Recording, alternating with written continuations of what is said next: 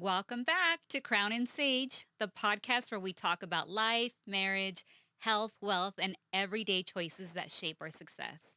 Whatever success looks like to you.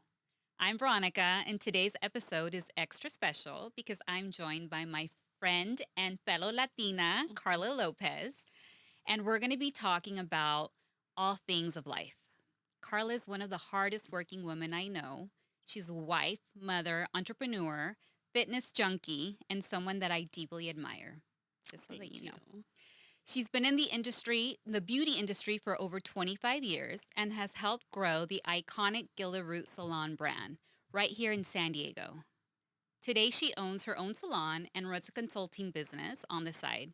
She's been married to her childhood sweetheart, and after waiting for 15 years, she started a family.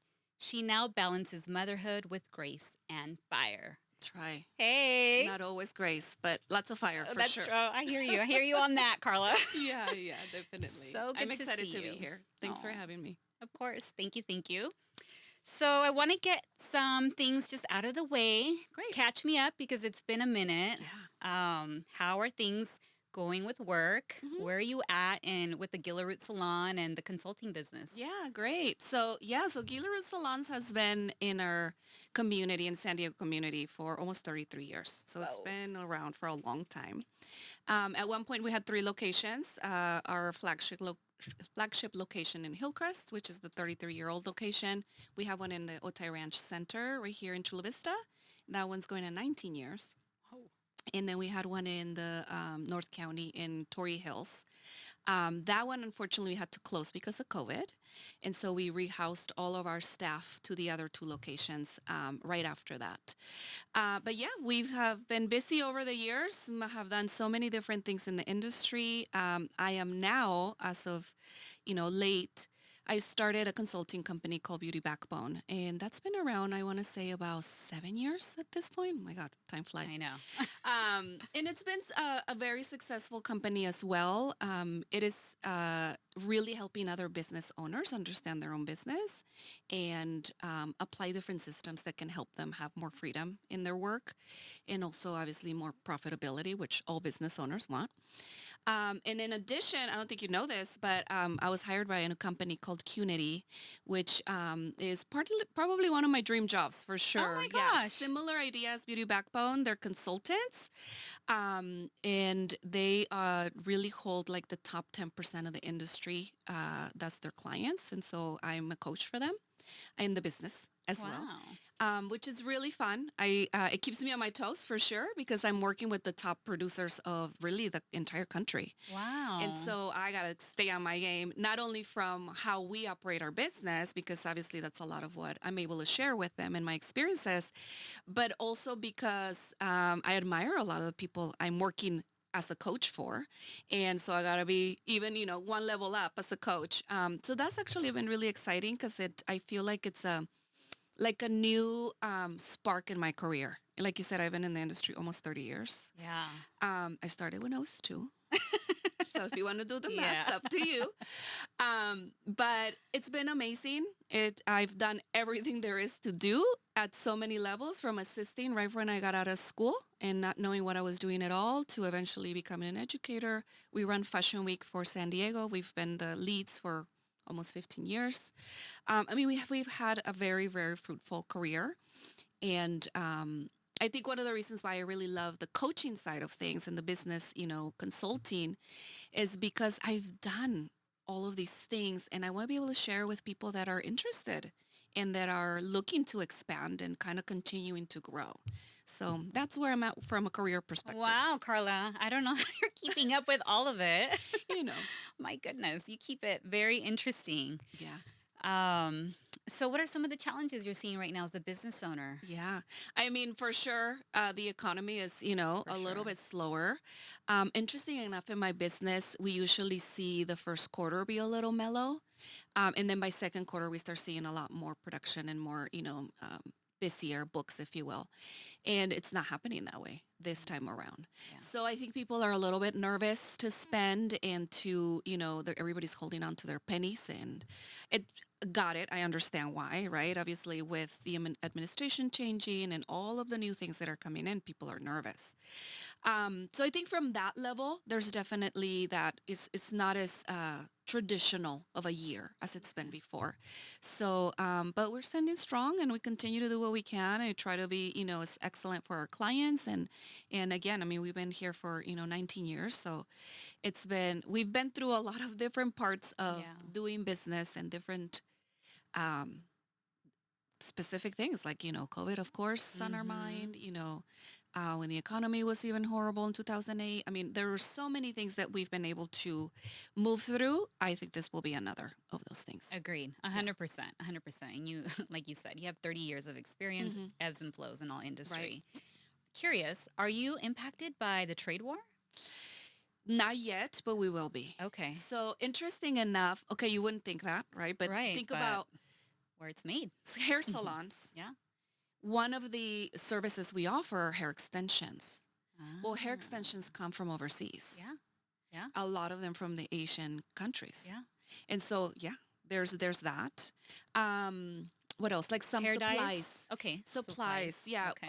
Our manufacturers for hair dyes, one of them is here in in the States, and the other one's in Canada. So that hasn't yet Okay. been affected. Um, but like gloves, Yeah. Yeah. foil, right? So things that you wouldn't think are that big of a deal, but they are imported. Of course. So when I say not yet, is that I think we will be, Mhm. but it hasn't happened to the degree yet. Man. Yeah, I know. Man. You don't realize Everybody. up to what point people are being Exactly. impacted. Yeah. Okay. Something for you to share in business to other young Latinas who might be maybe 15, 20 years behind you. What's some Sure. advice that you would give them Yeah. who want to start in the same industry? Yeah, great. So I think that this industry in particular is very friendly to our community as far as Latina women. There's a lot of flexibility in how you can work your career to still be a mom, right? And to really take care of your family from a financial place, but also be there in presence with your children, your husband, your family. There's work to do. All industries require work. There's dedication, there's discipline, there's work.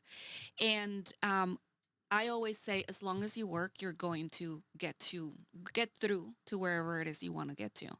So I guess maybe for me, like when people ask me about the Latina side of being, I never have seen it as an obstacle. It's never been something that stopped me or that I feel has been negative for me. I feel like it's almost like a superpower, honestly. That's how Yes, I view girl. it. I think that we have the view of multiple worlds and we can move really easily in both. And whether you speak the language fluently or not doesn't matter. It's just that I really do see it as a superpower. Like we can kind of you can be a chameleon in either place and in multiple cultures. And living in obviously in a border city, it's a lot easier for us in some ways, right? Hmm. Because we have Mexico next door and we kind of have our roots really easily accessible.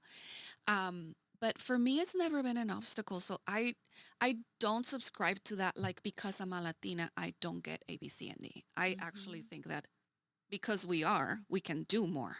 Because we can work harder. We have a different work ethic. We have a different um, spirit to why we do the things we do. And a lot of times, at least for me, it's my generational, legacy Yeah. from where I came from and also the one that's following me. So for me, it's something that I just really hold as a positive Yeah. in my life. Yeah. And like you said, what would I tell someone is you just still have to work. You still have to have the discipline, Yeah. and I know that in the world of where we live now, which everything is instant, right? You grab your phone, you can order food. You grab your phone, you can order Amazon. You can grab your phone, you can order a car. Like everything's so instant. Sometimes it's hard to have the patience for the things to come. But in a career that's long standing, you have to have the patience and the grit. I And love that. yeah, I love it's that. just discipline. And it made me reflect that your industry is not going to be impacted by AI. It's No. not like a computer can put hair dye on somebody, Hmm. and if not, maybe that's a business idea for you to develop. Not But soon, I don't think. right? Mhm. I mean, that's a great all the things that you said, how as a woman, you're able to manage and balance a career, be a business owner, Mhm. handle your kids. Mhm. I think what really has your big highlight or what your big strength is your focus and your dedication. Mhm. You're a grinder. Yeah. So you're able to manage all of that. And if a business owner, a young Latina who's looking for to be a business owner, if they can harness that discipline, Mhm. this is a great job to consider Right. for the future. Yeah. You said that really well. Yeah. Love that.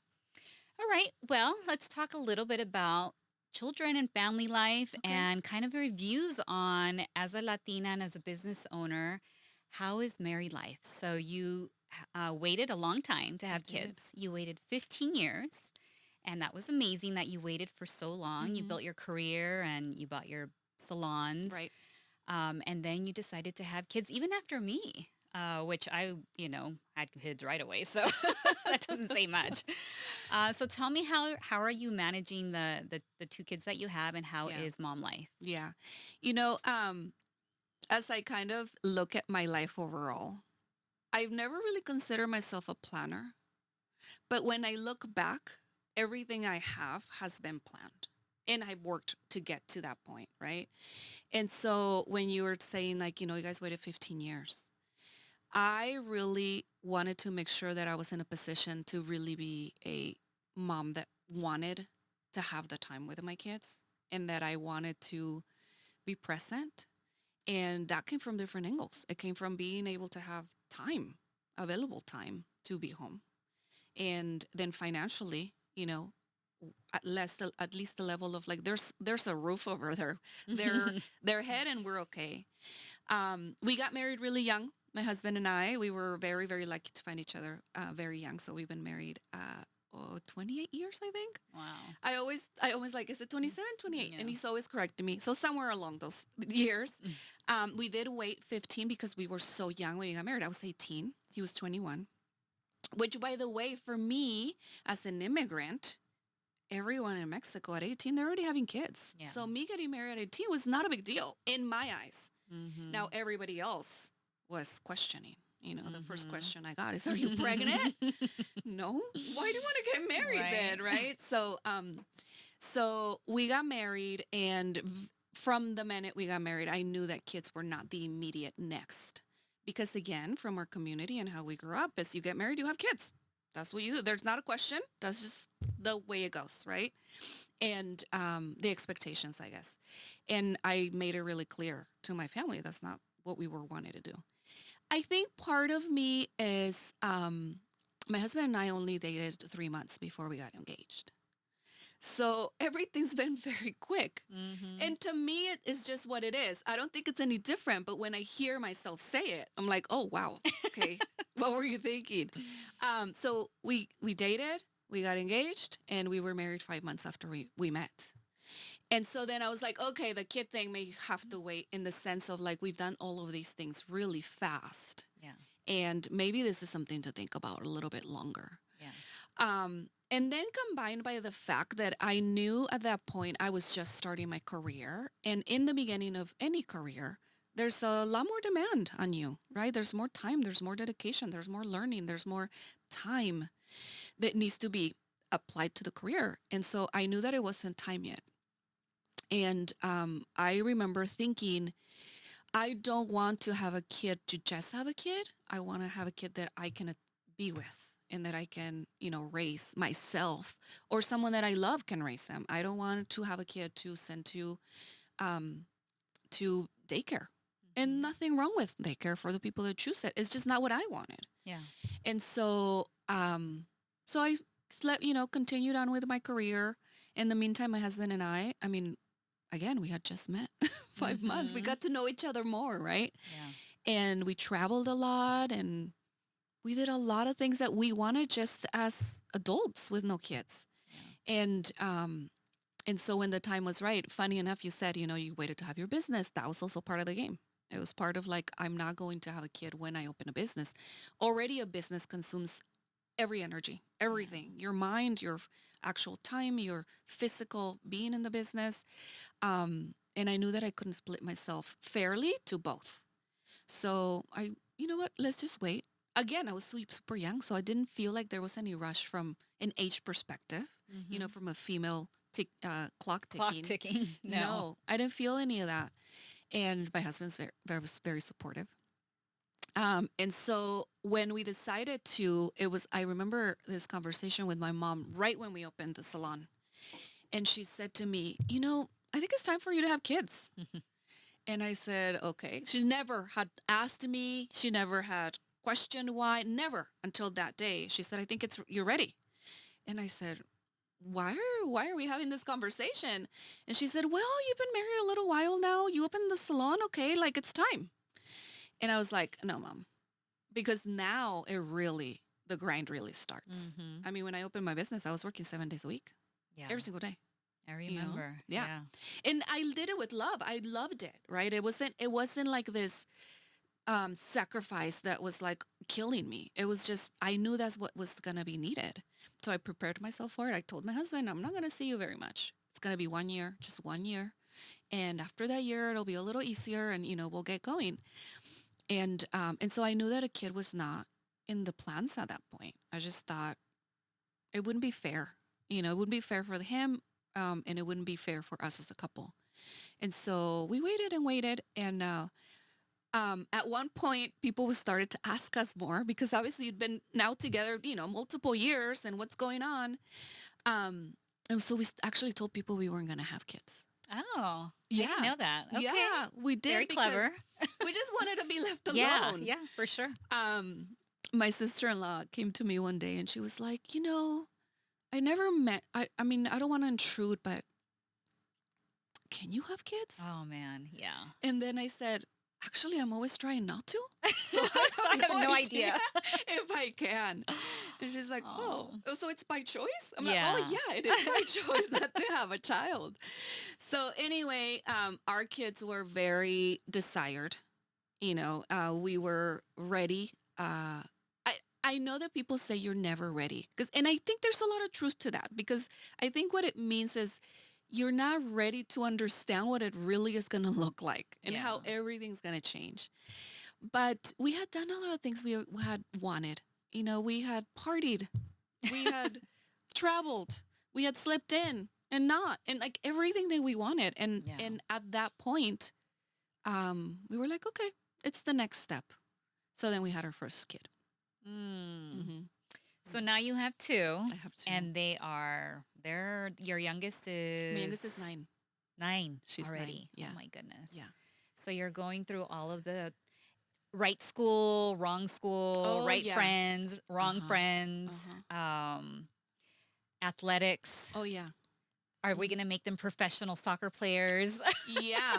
I don't think so, but all that pressure, right? Oh my goodness. It's a lot of pressure. It for is. Sure. It is. Yeah. Poor kids. Yeah, it's so interesting you bring that up because I feel like our generations are making a lot more pressure than necessary. Agreed. 100%. And I'm not saying I'm going to stop. I'm just saying we're doing it. Yeah. I'm constantly going to that and telling friends, I'm not trying to make a professional soccer player, basketball player, or wrestler. Right. I just want him to get some fitness in and sunshine and know how to get pushed around and enjoy a normal childhood. Right. That's all I'm striving for. Yes, scholarships are nice, but I mean, the sacrifices are so big. Yeah. I've seen it with so many people, and at the end, not to get the scholarship or not to get that dream. And for what? Yeah, it's a lot of pressure. Yeah, it's a lot. It's a lot of pressure, I think, as parents to guide them in the right direction and make sure that they're set, whatever set looks like. Yeah. And it's a lot of pressure for them because even if we don't tell them, they feel it because we transmit our energy. Yeah. But my oldest, who's 12, he is a soccer boy. He's soccer. And every single season, we say, are we doing this again? My husband and I, because we're like, oh, my God. I mean, we love watching him, and he loves playing. But, yeah, there's a lot of sacrifice. There's time sacrifice. There's money sacrifice. There is, the once in a while, I don't want to go to practice. Too bad you're going to go. This is a commitment. To the level of like my second child, who's 9, as we said, she's a girl, and she kind of has to do whatever the oldest brother does, Yeah. right? Because there's only so many days in the week. Yeah. And so there's a level of like, oh, ouch for her. And I'm aware of it. And we have things for her to do that are only her own. But yeah, there's a lot of pressure. And what I notice with my son is when we start getting intense, he starts disliking it. Mm, And when we just let him be, he's more excited about doing the things that he's doing. for sure. So like you, I don't look, if he does get a scholarship, fabulous. Yeah. If he goes into a professional team, oh my God, amazing. Mm-hmm. But it's not the expectation I have. Yeah. I want him to be active. I want him to have friends and a different community and be exposed to different people and build that sense of team and responsibility. You know, he has to get his soccer Gear. gear ready. Yeah. You don't have it. Oh, so sad. Yeah. And it's a lesson that I've had to learn over time, right? Now he's 12. So now at this point, I'm like, you're doing your own laundry. You're doing your own backpack for whatever. Do you have a Mhm. water? I'm not going to remind you every time. And so Exactly. I'm starting to apply that a little bit more. A couple of years back, that wasn't the case because Yeah. I don't think it was age appropriate yet. He wasn't mature enough to really handle it yet. But over the last couple of years, I've seen improvement.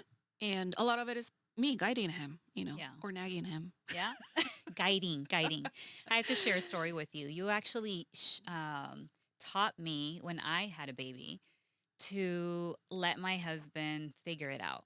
So I used to complain about the diaper bag, and we all would complain like, "Oh, when he does the diaper bag, it's missing all these things, and we have to do everything." And you would constantly remind us, "No, just go, and if there's missing things, then he's going to learn that lesson, and he's not going to repeat it." Yeah. Right? Like we can't treat our husbands like mothers, Right. and they don't want to be mothered. No. To your point, Mhm. we're going to have our own children, Mm-hmm.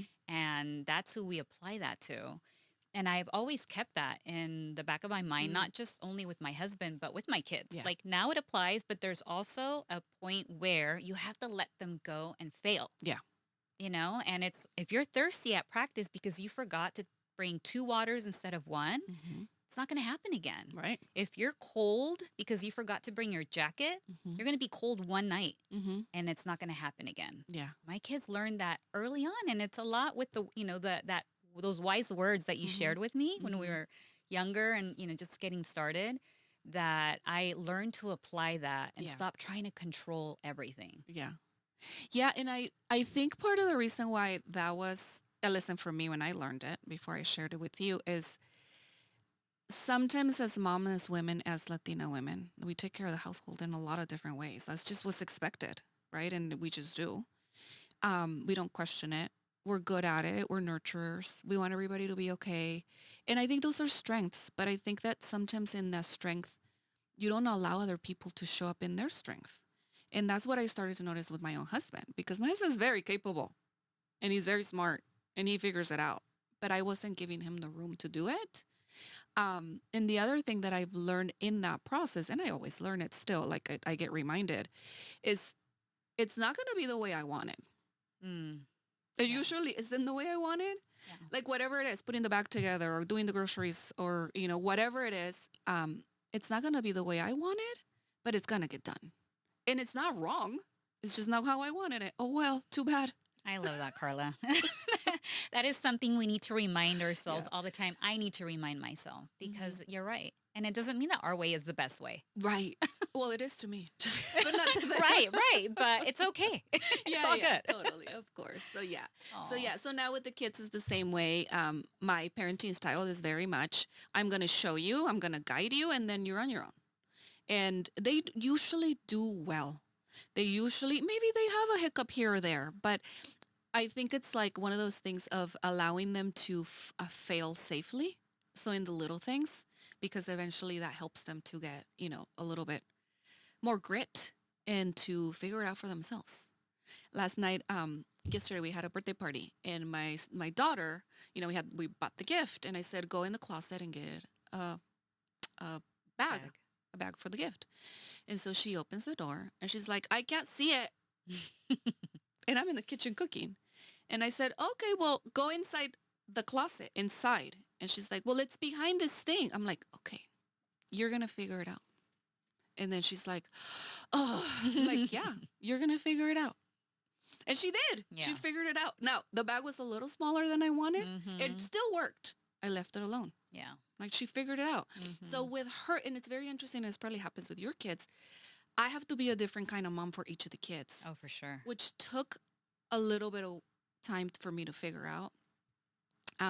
When my kids were really young, so my son, first mom, so you want to do everything right, and you read all the books, and you ask all the questions, and you ask your girlfriends, and you're like always trying to figure out how to be because you don't know what you're doing, and you're just trying to figure it out. And so you're always, at least for me, I was always reading all the books, and like, what should I do next, and what's coming up, and I was always on top of it. And so I'm going to say I was a little rigid with him. Like, no, the book said this, and this is what we're going to do. This is how it's going to go, and the nap time, and this and that, and all of it. And he's a very well disciplined child. Like he's a rule follower, and probably because of, how he was brought up. Yeah. My daughter, on the other hand, different personality. So when she was born, a little girl, when she was born, I started to notice as a mom that when she was, I don't know, a few months old, 6, 7 months old, she didn't do the same things my son was doing at the same age. Different personality, also different gender, right? And I would get really annoyed with her. Like I would lose my patience. And I started to notice that about myself. Like, she's a baby. What does she know? She's just being a baby. Yeah. But I felt annoyed. And then I thought, well, it's not her that needs to change. She doesn't know how to be any other way. I need to change. I need to figure out how to come around a different way for her. Because I also don't want to have a bad relationship with my daughter. And if I'm always annoyed by her, just even if I don't say it, there's an energy you're transmitting. Yeah. And so I started to kind of be a little bit of a different mom. Moses, my husband, would say, wait, you didn't used to do that with him. Wait, we're doing that with her? Wait, hold on. Because he was like, wait. The rules are changing. Yeah, this is not how I remember it. And then I finally said, I'm not the same mom, and she's not the same child. And I have to figure out how to be a different mom for her than I am with him. Now, really overall, our household's the same. There's a lot of things that are the same as parents, right? Same types of rules. But the way we communicate or the way that we allow specific things are a little different for each.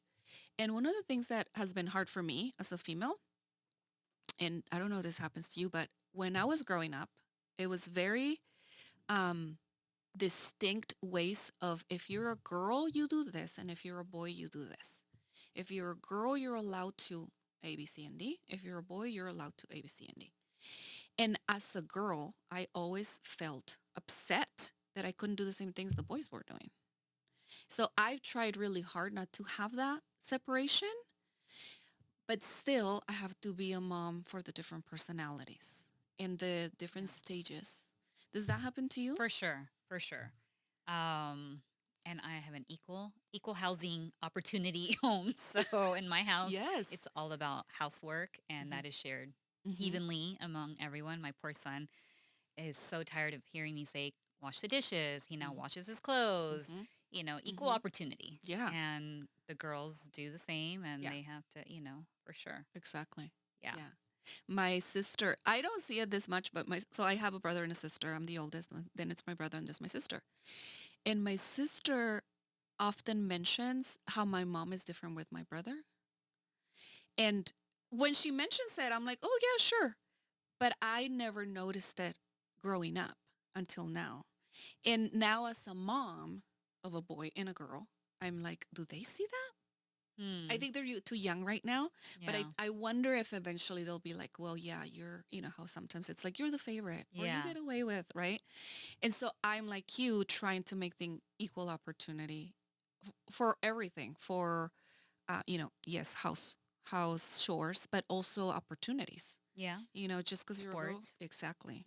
Or just because you're a boy, you shouldn't. Like, no, it's the same. Yeah.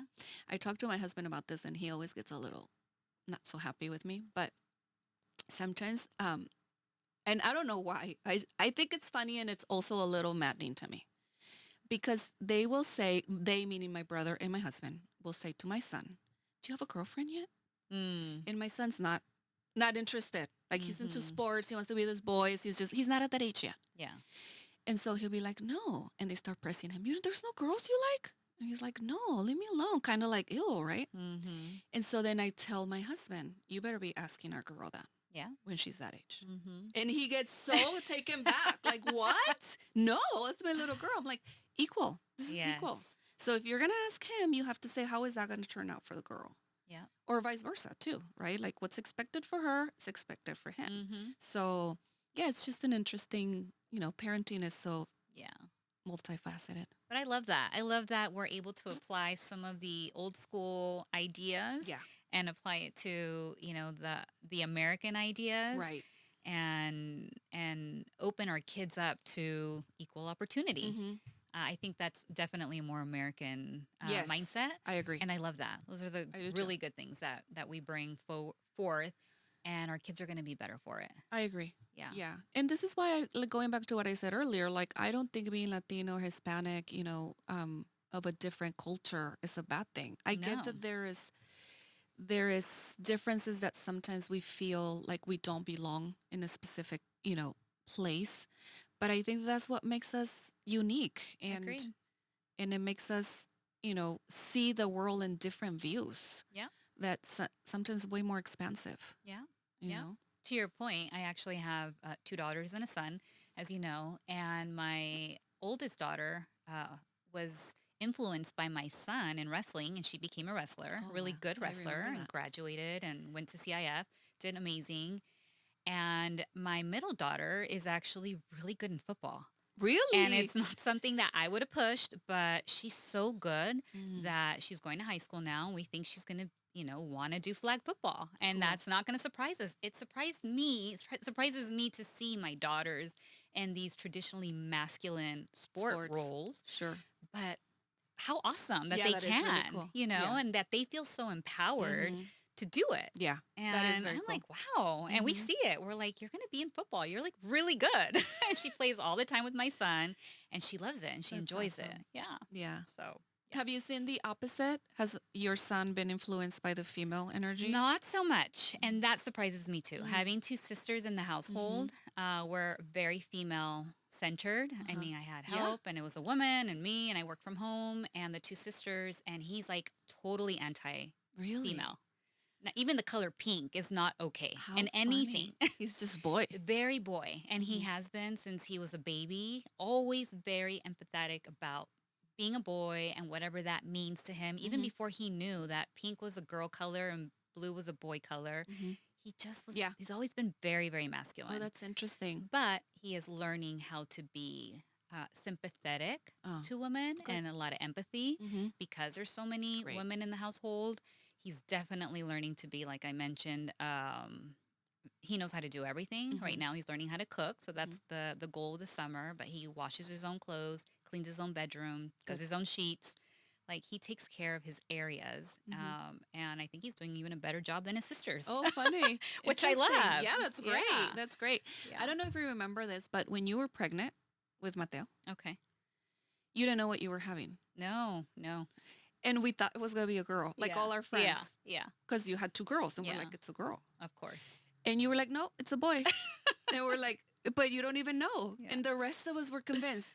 And I think partly it was because we didn't want you to be disappointed because you I wanted a boy know. so bad. I did. We were like, it's a girl, Vero. Yeah. No, it's a boy. And you bought everything boy. I did. And we were all so nervous for you because we're like, what if it's not a boy? I even had the outfit, the baby shower. I did Yes, blue yes, theme. Yes, I remember. I was like, okay, Yes. get it. Yeah. Okay. I know. And then it was. And it was a boy. I mean, obviously, I would have loved him just as much if he were a girl. Sure. But thank God. But you knew. Yeah. I don't know. How did you know? I didn't know, but You just I really willed it? didn't. And I willed it.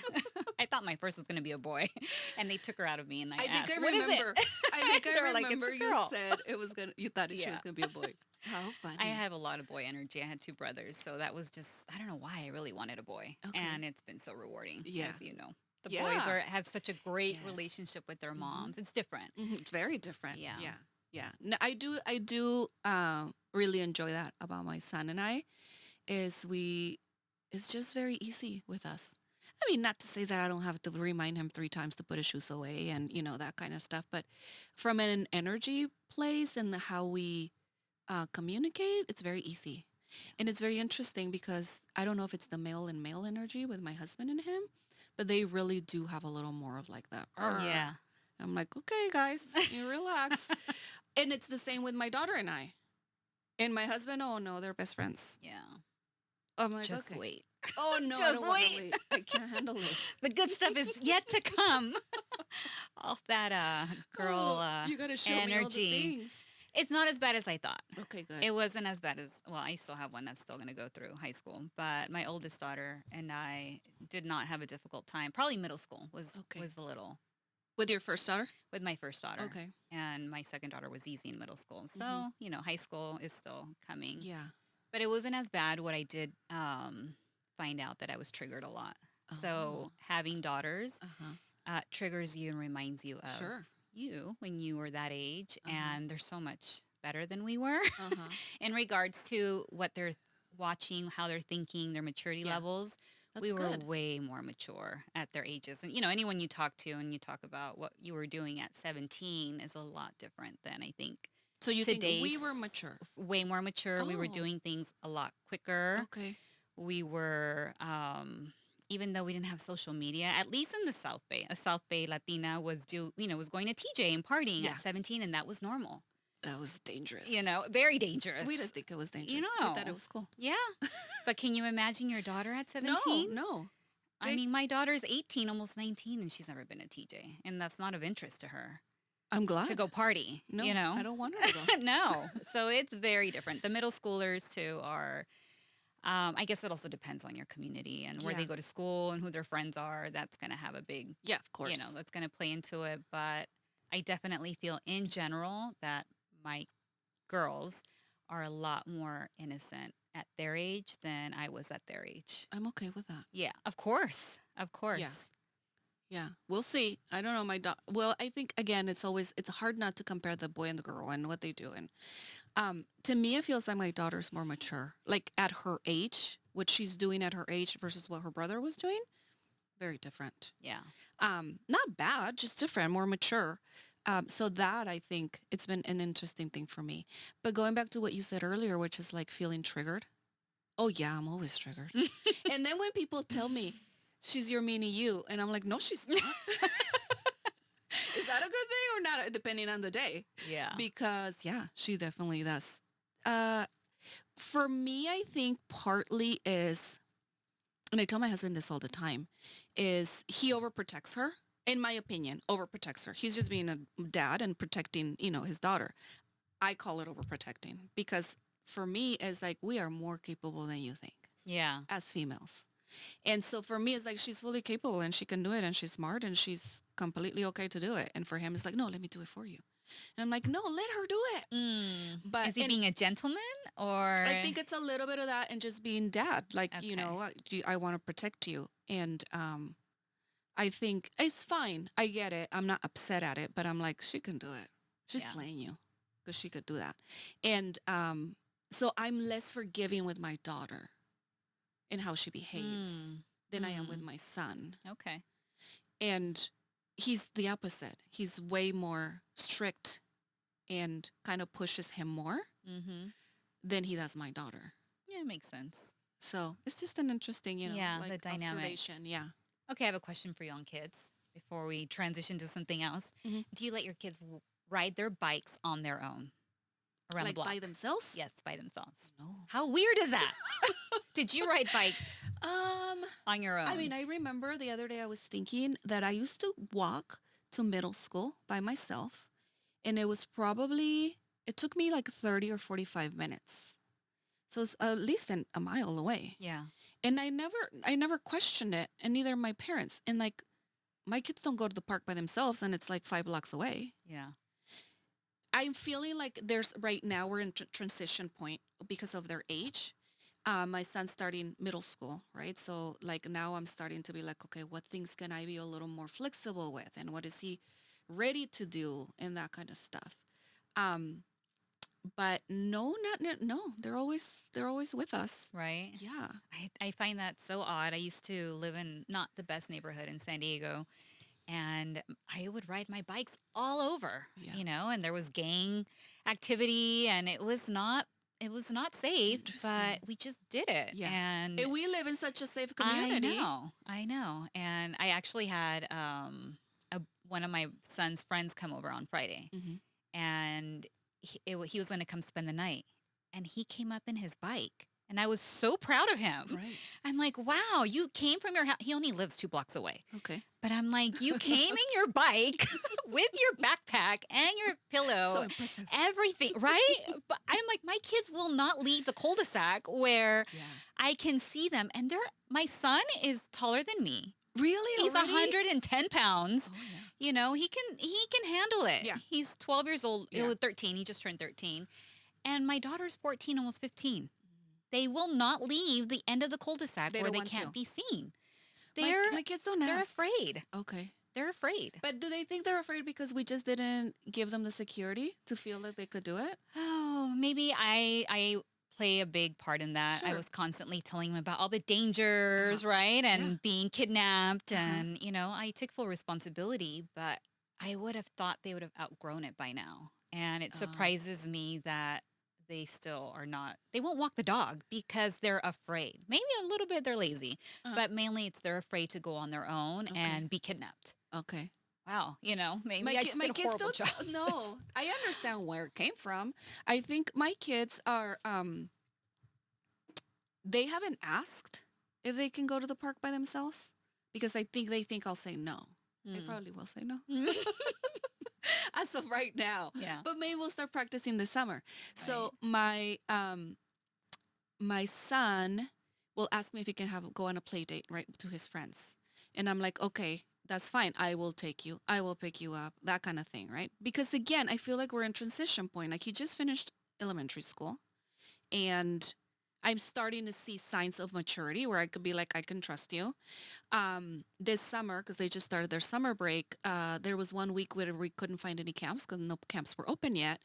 And, we had to go to work. And so we were like, okay, we're going to leave you for this length of time for an hour. And then I'm going to call you and I'm going to ask you what you're doing and like this whole thing. And we really talked to them about following rules so that we can build trust.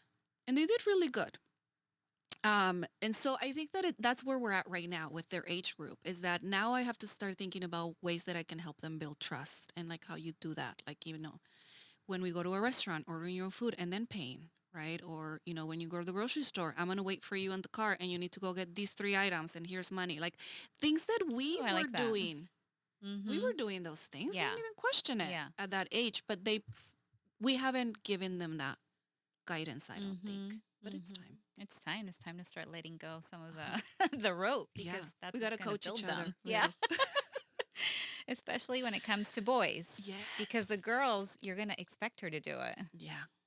But that's Well, her own because thing. again, we it's were a capable. capability. Yes. Yes. So the boys aren't. Well. No, they're not. That's the whole thing. We want to mommy them, and that's Yeah. the problem. We don't want to send boys out to the world. We want to send men. No, exactly. I agree. Oh Mhm. my gosh. Okay. So one thing that I love about you, Karla, that I've always admired is your dedication to fitness. Mm. As long as I've known you, Yeah. you've always been that's always been number one. Yeah. No matter if you had babies, if you were, working, you always made the space for working out. Yeah. Where are you at right now? What Yeah. are you doing? I still work out every day. I think the working out topic for me has changed over time. Before having kids, it was like the thing I needed to do because that's just how my body kept healthy, right? So I didn't have a goal around it. I would go to the gym and I'd kind of play around and run and, I just kind of would go. But I didn't really have a lot of guidance and I didn't do it for some goal. I was just doing it because I thought that's what you do to keep care of your body. Once I had my kids, I wanted to make sure that I was the initial part, like while I was pregnant, because I worked out through my entire pregnancy for both of them. I wanted to make sure that I could have a strong body to deliver a baby, because obviously when you're pregnant, that naturally, obviously, you're going to be able to, and you're expected as a female, and you think my body's going to know what to do, and it does. But if I can help it, what could I do? And so I worked out for that reason. Like that was the goal. The goal was to be strong so that I could have a good delivery and also a good recovery. Also, I think my husband's a huge influence in my fitness because he is amazing with his fitness. And so I admire him. And in some level of me has like competition. Mm. I can do it too.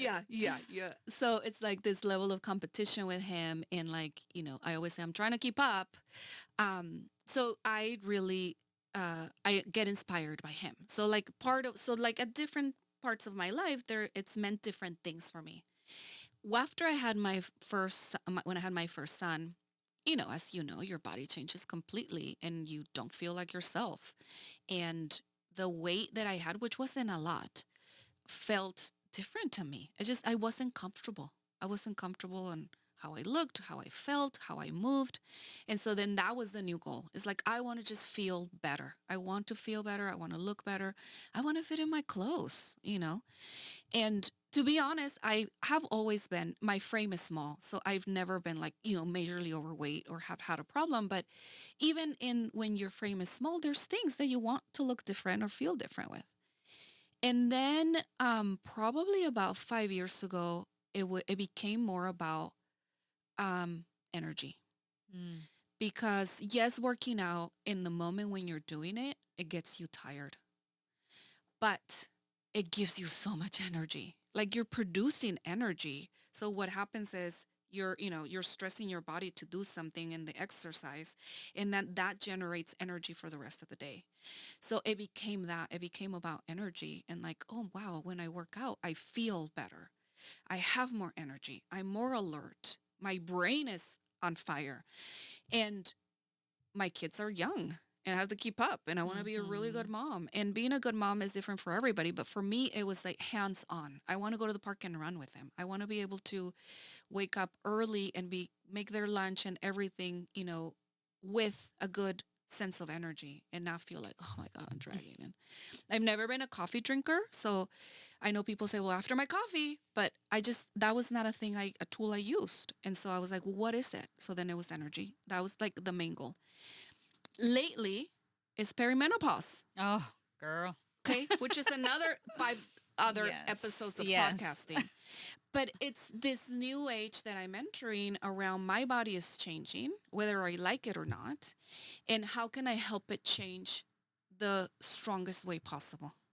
So now that's the new focus. And I'm sure that later it'll be something different, right? But for me, I think for a lot of people, fitness is a thing that is like a drag. But for me, it gives me energy. It clears my mind. It's something I do just for myself. I do it to um, stay strong and feel healthy. I feel like it really is like a core value of mine. Yeah. Um, and I don't do it to look a specific way. It's a benefit when I get to that point, but it's not the reason. What are you doing right now? So right now I do weight training and I do a little bit of cardio. Um, Mostly because I used to be a runner. So I used to do half marathons and I was always running and I really loved it. I miss it a little bit, but it's just not doable with my lifestyle right now. And so training takes a long time. It takes lots of hours in a day to train and recovery and all of it. And also I'm just getting older and it's not the kind of sport that is easy on your body Yeah. for a long term. And so I still run a little bit, but majority do weight training. You do it at a gym or at home? I have a home gym. It's small. It's just enough of what I need. It actually we started it because of COVID, since we Mm-hmm. couldn't go anywhere, and we just started buying equipment here and there, and then put together something that works for us. So we have a home gym, which works really well for me right now because I do it while the kids are sleeping in the morning, so I don't have to go anywhere. I just go downstairs, drink my tea, and get ready for my workout, and take a shower, make breakfast, and the day starts. Right. So I also think like with fitness, it has to be an easy entry because when you're having to do a lot more, it becomes work and it's not fun. Yeah. My husband convinced me to sign up to a gym recently. I don't like it. My daughter saw him there the other day. Oh yeah. Yeah. Yeah. He loves it. He loves it. But to me, it's like I can do the same thing at home. Yeah. And so I will go with him because it's time for us to be together. We don't even work out together, but just the drive there Yeah. with not somebody mommy and me in the back, you know. Mm-hmm. But it's not my favorite. Mm. I've never been a gym person either, so I totally hear you on that. Yeah. What Are do you you? still working out? Yeah, I Yeah. still work out. A little inconsistent. I got hurt the last 3 months, Oh yeah. so I had to drop out from weightlifting for a bit. But I Mhm. just started up again. Mhm. But I'm hiking Okay. with Miguel. Great. I actually have a hike today. Oh nice. Yeah, he's training for Mount Whitney, so Oh. it's always fun because I like to hike Yeah. and I can't go at his level. And that's okay. I'm like, Yeah. just leave me and you can go up I'll and then catch up. come. Yeah, I'll Yeah. catch up. And if I don't make it all the way to the Yeah, top, that's fine. okay. That's great. I like to do my speed and our speeds are different, but we do enjoy at least, the portions that we are together. Yeah. And I love hiking. I really Yeah. enjoy that. Yeah. I We got know. to get back to it. I know we do. We do need to get back to it.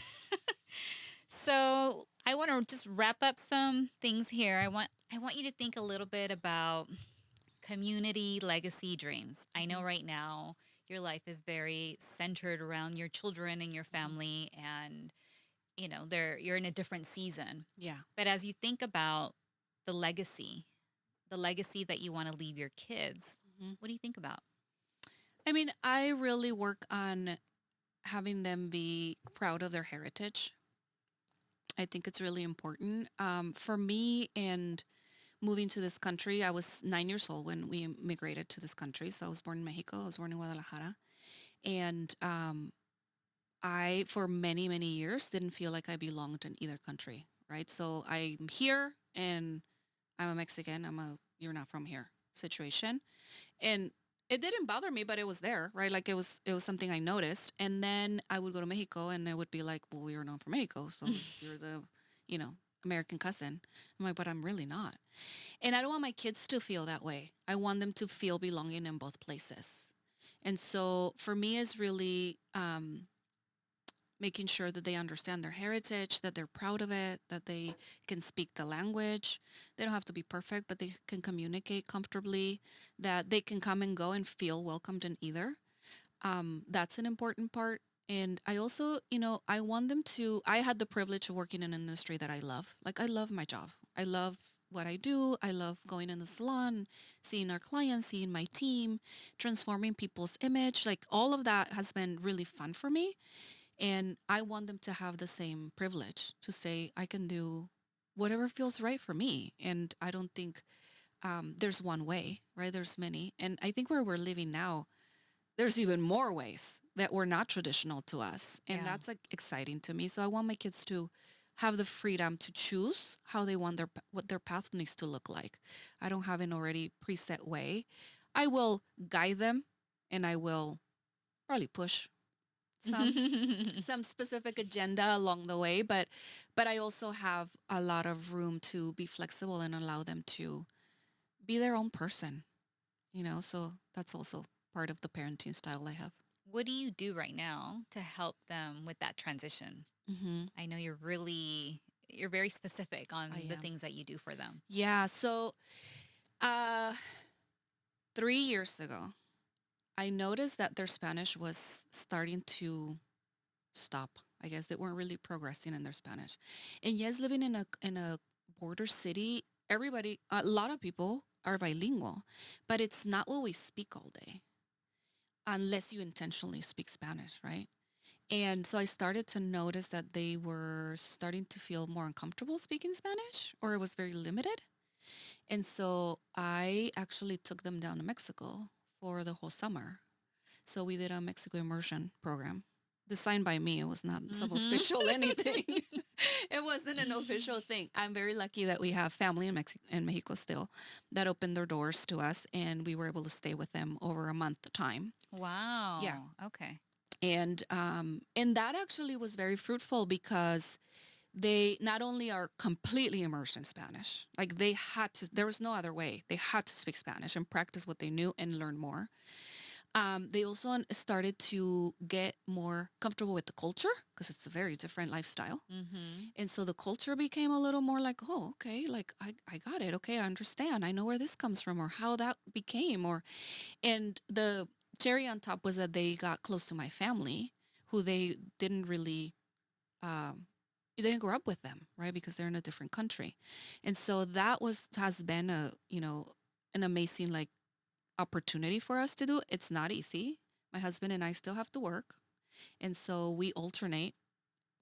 I go 2 weeks, he goes 2 weeks, and then I go 2 weeks. And so they're there their entire summer, which is 6 weeks. Yeah. Wow. So you've continued doing this every Yeah. summer. Oh, wow. Uh-huh. I love that. Yeah. So it's been this summer we're taking a little break because like I said, we're in transition. I'm seeing how they're responding in their new schools and, new atmospheres. But I would love to continue to do it as much as possible. And so, yeah, I force it. I like that you force it because at the end, I'm sure they love it. Oh, yeah. But to the beginning must be hard. Oh, yeah. The very first So time much we went, resistance. my daughter, I was seriously like, I don't think she's going to be able to communicate. And within a few hours, she was like, oh, like now we speak Spanish. Wow. And I thought it was really interesting. I think because right before that, she said to me, I don't speak Spanish. Because, of course, I don't know if this happens to you, but with my kids, all of their life, when they speak, I'm like, well, how do you say that in Spanish? En español. Y dímelo en español. ¿Y cómo se dice? ¿Y eso qué es? Y always trying to make them say it. And I'm annoyed with myself, like really all day long for everything. And they're annoyed, like, Mom, I just want to tell you I want a napkin. Can I not say it in Spanish? Right. And so, but I was so committed to doing it, right? To having them be bilingual. So anyway, so she said to me right before we went, which is what really pushed me to be like, we got to do this. She said to me, I don't speak Spanish one day. I don't know what I told her. I said, you need to tell that person in Spanish. She's like, I don't speak Spanish. Like she meant it. She was like, I don't speak Spanish. And I was like, yes, you do. And she's like, no, I don't. Oh, man. So then when we went and I was like, I don't know if she's going to be able to communicate. And then all of a sudden it just started spilling out. I was like, oh my God. And I think she needed to hear herself. Yeah. To say, oh, wait, I do speak Spanish. So that has really solidified them to be like, I do. I might not have perfect and I may not be able to be, super fluent or completely have, 3-hour conversation in Spanish, but I can speak it and to anybody.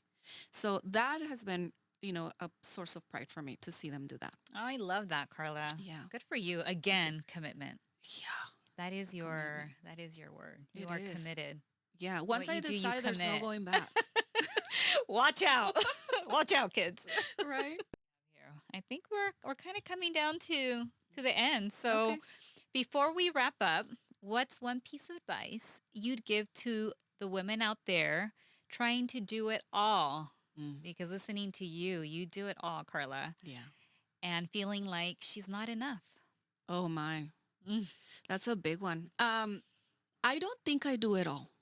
I really don't. I think that I commit to things and I put my heart and soul into them. And then I layer the next thing once I've gotten it. Right. So like kind of going back to what we were talking about earlier, when I got married, it was like, this is it. I'm going to put my time and my life and all my energy into this. And this is working really well. Now I can move on to my career and I can add it and layer it. Right now my career, and it's all about my career and opening the salon and making sure the business was well and all my energy and passion was there. And then that was good. And I can layer the next thing. Now the kids. Okay. All the kids. And there are times when there's a lot on the plate. But I've also started to look at life as seasons. Like there is a season for a specific part of you that requires a certain person of you in time. And then that season is over. And then there's like a new season. And in that season, there's a different, right? So that vision of seasons keeps me sane because I don't have to commit that is forever for the rest of my life. Yeah. And that there's this huge, oh my God, I have to do it perfectly either. Yeah. It's more like I got it. Okay, it's good. It's going well. I can layer another thing and another thing and another thing. And the not enough thing, I think that it's really hard to answer that question because it's really exploring of where it's coming from.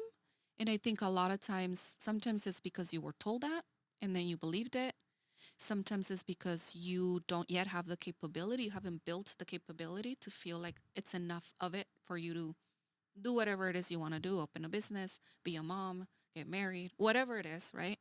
And so sometimes it's a matter of building the capability and then being like, oh, okay, now I feel capable and excited, and maybe I don't know everything, but I know enough. Yeah. And you make the jump. So yeah, the not enough is a big, big rock. I think it comes and goes. I have seasons where I feel that way, right? And then there's seasons where I'm like, oh, wait, I knew more than I thought. Okay. So I think it's just being graceful with yourself. I think it's important to surround yourself with people that believe in you, because sometimes you don't always have all of the belief in you. But when you see other people do, then you're like, okay, I'm doing okay, and I'm gonna be okay. Um, yeah, and it's not about doing it all. It's about doing the things that matter to you. Yeah. Mm. 100%. Yeah. Who do you surround yourself with? I mean, my husband's he's my rock, he's amazing in so many ways. Is truly a partner at home. He's a very hands-on dad. And I think part of the reason that makes our marriage really special is that we let each of us be individual. And, we'll have opinions about what we say or we do, but we'd never try to change each other. So he's one. I mean, my brother and sister, very close to them, and they're also a huge inspiration for me. My mom, I mean, she helped me raise my kids. That was part of what, like in my tribe in that season, was essential for me to be able to do multiple things, right? Being a business owner, and then my kids being okay with someone that I trusted and was probably in better hands than mine Yeah. with my mom. And I do have a strong business partnerships in my industry that really also we help each other um, figure out new things as things change in business, and sometimes give each other a word of advice, and sometimes even just get together to have a laugh. And I think that's important, is being able to surround yourself with people that are going through the same things as you, because then there's no judgment, and you can talk about it a little bit more open and feel supported. Yeah. Yeah. Oh, you've done a great job, Karla. Oh, thank you. Congratulations. Thank Thank you. you so much for joining us on Crown and This Sage. was really fun. Right? Thank you for having me. I look forward to your podcast when Oh, it yeah. comes One up. day. Add it to the list. Yeah. Thank you for joining us. We will see you at the next episode of Crown and Sage. Thanks, Karla. Thank you.